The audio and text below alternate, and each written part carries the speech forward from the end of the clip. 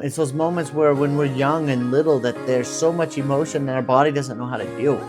And so just watching those sorts of things kind of play out, I feel is very interesting to see those traumas then affecting behaviors and changing a person's perspective.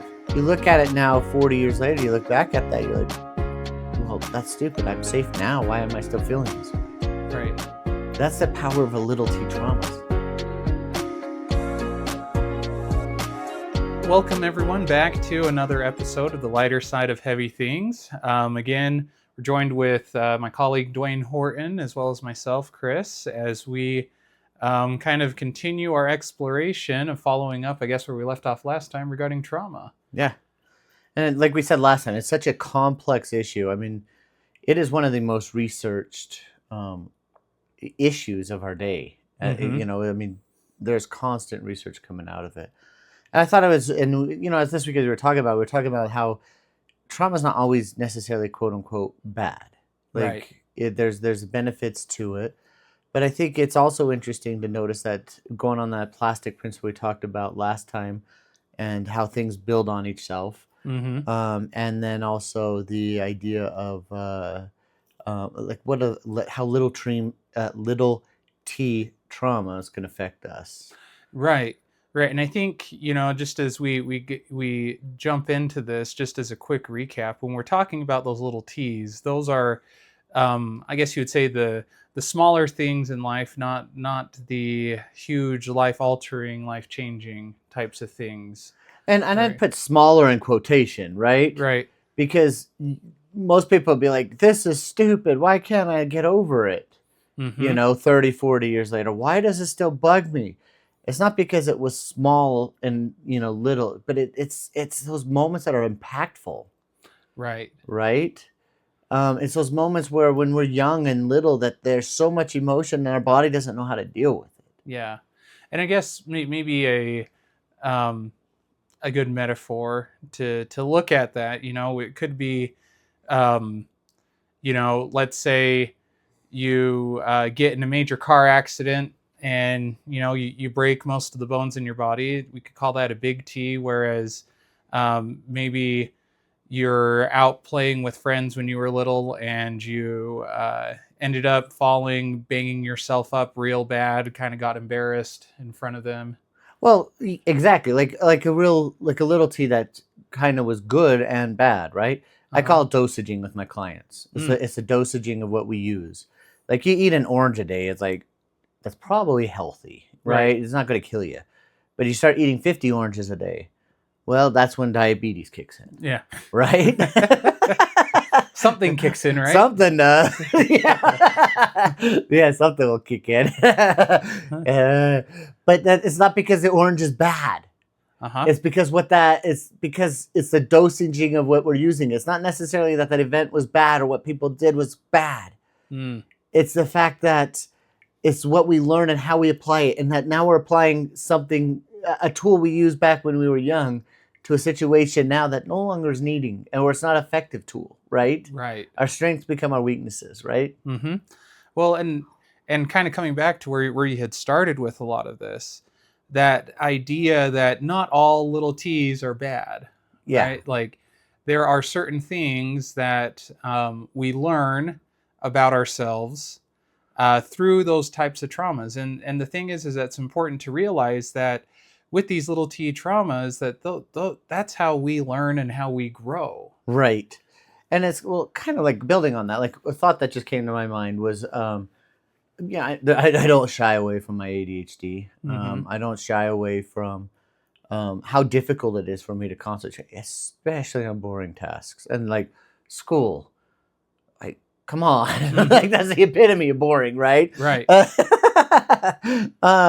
And I struggled with that, especially like doing things that I thought were stupid. Like, why am I wasting my time on this? I'll go do something else that I'd rather do. Right. All those things were tough. Now, when I grew up in the 80s and in the 90s, like people are just like, rub dirt in it, right? Like you got to do better. There was no, there was a 90s we're talking about a great deal of ADHD, but it was like my parents were like, Dwayne, you got to put forth more effort. You got to do this. You got to do that. Well, my 7th and 8th grade years, my GPA was not stellar. I guess it depends on your definition of stellar. Right. I failed PE. But my parents instilled in me saying, Dwayne, if you don't succeed and you don't try hard, you're going to fail in life. And that was something I did. I'm a competitive person. I'm not going to fail in life. Mm-hmm. But I also was like, okay, I'll wait till it matters. So 9th grade came. Then like, okay, school matters now. And I didn't at 9th grade. I was okay. Those lessons that I should have learned now are building on itself. Like, okay, this is gonna suck. This is gonna be hard. Right. Right. But what I learned was that through hard work, which I'm incredibly good at working hard, hard work and like grinding things out more often than other people, I started to succeed. But I was doing that elsewhere. Like I started working, no joke, when I was 4 years old because I liked to work. Mm-hmm. And so all I did was I took a skill set that I was already good at and now applied it to something else. Right. And then, both my parents were teachers at one point, and my mom was a retired teacher. My dad retired. He did like 10 years or so. I don't quote my numbers on that. So I could never blame the teachers for me failing. So my parents were always like shaming me. It's not like they were like pointing fingers saying you're terrible, but they're like, Dwayne, you could do better. Mm-hmm. Right? So shame came because I knew I let them down. Yeah. So what did I do? I chose something different. Those were very memorable moments. I'll never forget the times that I did a few things. I don't know if I want to share all of those. Yeah. but it's that little T moment. Like all those little moments. So I was like, okay, so I'm feeling crappy. What am I going to do? Yeah. Here's how I'm going to start to feel better. Mm-hmm. I work harder. And I'll work harder. And I'll work harder. Well, then I get old, and then it's like those tools aren't working. Yeah. And now it's like, okay, I got to change up how I'm doing things. And I think that moment right there is what I think many people struggle with, right? Especially the people we meet with, where the adaptions that they've made because of those little T moments, right? Those little traumas and things like that, all of a sudden aren't working anymore. Mm-hmm. And they struggle in knowing how to adapt after that. And some of that might be because they don't have necessarily those tools because of various different things, especially if they struggled with, persistent neglect and abuse. Maybe they weren't allowed to flourish or weren't given those confident boosts like you might have been given when you were younger, right? And so all of a sudden, what do I do? And we get stuck in that, and that's when we begin to freak out, right? Because the world, our world that we've created now collapses. You're absolutely right, but it's not just like the abuses, but it's also like little messages that come our way. Like, I'm not good enough. Mm-hmm. I'm always going to fail. Right. I'm alone. I'm not safe. Things like that, where you look at it now, 40 years later, you look back at that, you're like, well, that's stupid. I'm safe now. Why am I still feeling this way? Right. That's the power of a little T traumas. It just keeps perpetuating. Mm-hmm. But they also teach us to work hard and grind things out. Like that's what taught me. I don't know. How about for you? Like what were early message or something that you learned how to do? Like, I think, for example, there were messages or things that I had got early on that, for example, pushed me. When if it was academically, right? It didn't matter the subjects. It could have been reading, writing, all those sorts of things. I would get some of those messages, like you had mentioned from my parents at times where they would be like, "Hey, you're better than this," right? Right. Like when I would get B's or something like that, my parents would be like, "Hey, why isn't this an A?" And I'd be like, "Well, a B's still good." But they said, "Yeah, but you're an A student. And it was that idea that they would tell me of like, just admit the fact that you're being lazy. And it was fine. I'd have to be like, fine. Yeah. I just kind of hurried and did it because I was wanting to go do something else. Right. Well, yeah. Well, that brings up the idea of like the power of procrastination, right? Like procrastination could be trauma in and of itself, right? Like the oh crap, whoa man, like that paper's due in 10 minutes. What do I do? And we didn't have Chat GPT, right? Oh yeah, no, didn't have. Hey, give me, X, Y, or Z. We real were quick. Screwed back then. But they had this. But like procrastination is a wonderful idea of like how it's useful to us. Mm-hmm. Because man, if I procrastinate, I can still do all the fun things I want to do. Yeah, yeah, and it's that instant kind of anxiety reliever, right? Where it's like, well, man, this is making me kind of anxious because I don't know where to start. Well, I still have until Friday. Yeah. What's one more game of Street Fighter? Yeah. Yeah. Or, well, little Jimmy down the block is inviting me to go ride some bikes over some dirt hills. Yeah. Like, Mom doesn't know. It's like, yeah. Who's this little Jimmy? I gotta ask. Well, I want to meet this guy someday. Yeah. But I think coming back to what you were saying, it was interesting because I knew within myself, I'm like, yeah, you're right. With my parents and the things they were saying. And so I would push myself, and that was helpful in that way. Now, I did have other instances in my life where I wasn't, perhaps, let's say, the fastest, the quickest of the other kids. I could do certain things within athletics that required hand-eye coordination. I was very good at, right? It's one of the reasons I love golf. I have pretty good hand-eye coordination. I'm not having to run, right? I'm standing next to the ball, but I jump a golf cart. Yeah. no dirt hills out there. Oh, dang. Yeah. But I have a good feeling in touch with my hands. I can do that sort of stuff, but I am not the fastest. I'm not the quickest. I couldn't run as fast as the other kids or be as athletic in those ways. And so, I would get teased by the other kids at times, right? Mm-hmm. Like, or being picked last or things like that in sports. Luckily, I never was always picked last. It's kind of in the middle, which is nice, right? But in certain cases, yeah, you could tell that you weren't, your value wasn't as much. Right. And it's those types of things that, stuck with me for a while. And those things became the unhelpful things, right? Because then it was like, well, what's the point? Why even push myself? Why try to run faster? Why try to jump higher, do that if I'm already not that good? Well, exactly. It's why not try? It's the same thing procrastination brings to us. It's the same thing, all these things. This is why addictions are so powerful. Mm-hmm. It's because they allow us to alleviate things in our lives from ourselves from pain in the moment. Yeah. Even briefly, temporarily, people know that. Yeah. Addicts know that. Mm-hmm. Mm-hmm. But it is just a tool. The drug is a tool. A procrastination is a tool. Me focused on working harder is a tool.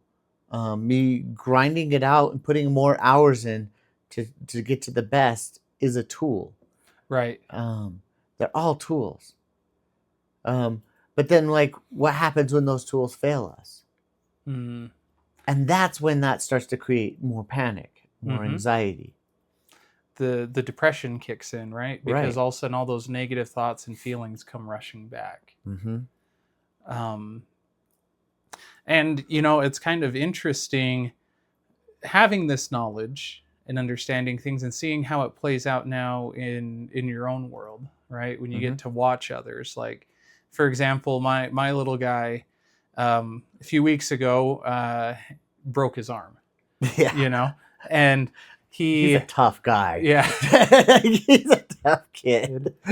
And it's just funny because he had an accident on his scooter. He was trying to go real fast, racing another kid, going down a hill. And anyways, ended up hitting something or lost control in some way. I didn't watch it happen. But anyways, fell, landed on his arm, broke it. And it's been interesting over the past few weeks seeing how that trauma affected him in what he did. Because this kid has been like the, he's the crazy, do whatever type of a kid. Hey, watch this. He's my type of kid. Yeah. It's like this will be funny. Yeah. Oh, wait. Yeah, like a few weeks ago, well, even before he broke his arm, we were at some sort of playground. And at this playground, they had this thing which looked like a bunch of crates stacked on one another. And it was probably like 6-7 feet tall. And all of a sudden I hear from him, "Hey, Dad, look at this." And I turn around and he's almost near the top of this thing. And he's backing to the edge with his back facing outward. And he's scooting his heels out further and further. So he's more on his toes.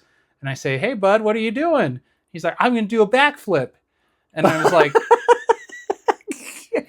"Do you think you can jump far enough to make it over the other?" Because, it looked like, again, boxes stacked on one another. So they were stacked like steps. Tiered, right? Yeah. And again, he's at the top and he would need to have jumped out like, probably 6-7 feet, which for a, 6-year-old, that's pretty far. That's really far. And it was just funny because say, "Hey, kid, do you think you can make it out far enough for that?" I didn't question whether or not he could do the backflip. I'm sure he could have done it. But he stopped and turns around and looks and goes, and that's when he saw it click like, "Oh, I didn't think that through." Right? Turns around and then jumped out that way where he knew he could, and then hits the ground, does a little roll and takes off running. But anyways, this kid breaks his arm. And it was just interesting because for like a week following that, he was timid in certain ways. He didn't want to hurt his arm again, right? We'd be out playing with his brothers or other kids and they would start doing something and you would see him instinctively pull that arm towards him. And, or he would get mad at kids if they were getting rough and they bumped into him and he'd say, "Hey, my arm," and it wasn't until even this past week that he was actually able to be even on a scooter riding around with some sort of confidence. Right. He would see the kids out on scooters. He has his scooter, but he was like, "No, I'll just sit and watch," or try to get them to do something else because he was afraid to get back on that scooter. Right. And so just watching those sorts of things kind of play out, I feel is very interesting to see those traumas then affecting behaviors and changing a person's perspective. Right. It's those life lessons. And that's why it's so important to distinguish that how we become us, right, is through those life lessons, right? Like I was laughing in my head, I was thinking about it with your little one. I know he's a funny kid. I like watching him. Like, man, this is why God did not give me a little boy, because I would have so much of this.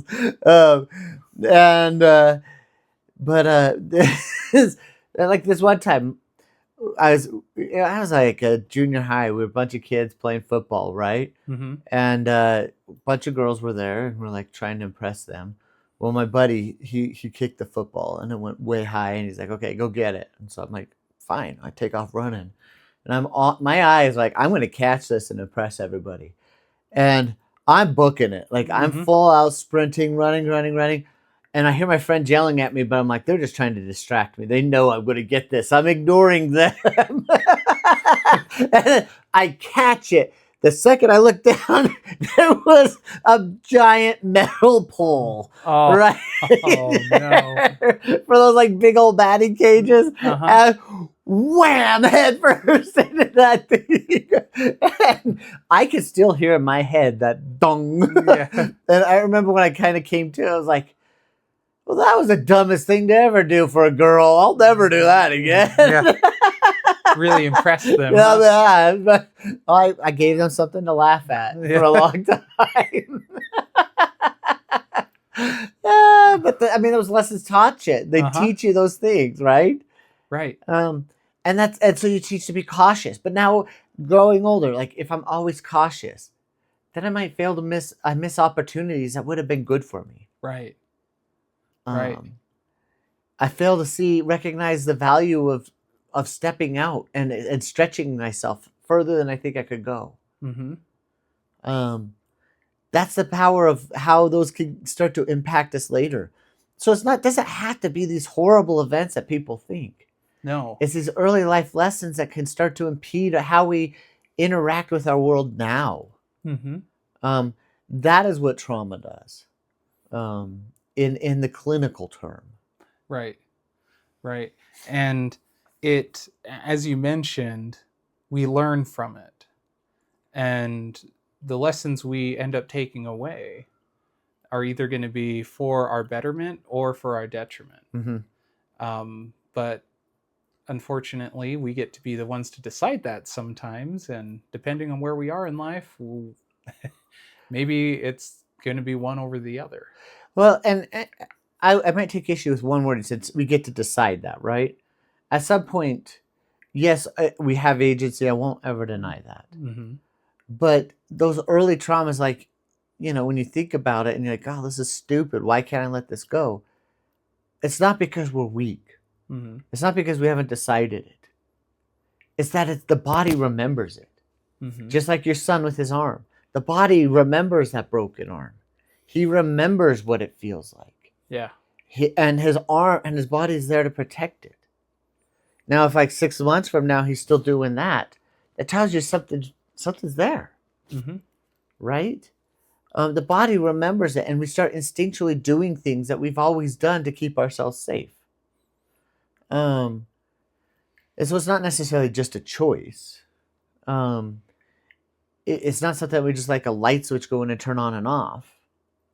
If it were, then I would say that is your choice to stay miserable. Yeah. Right?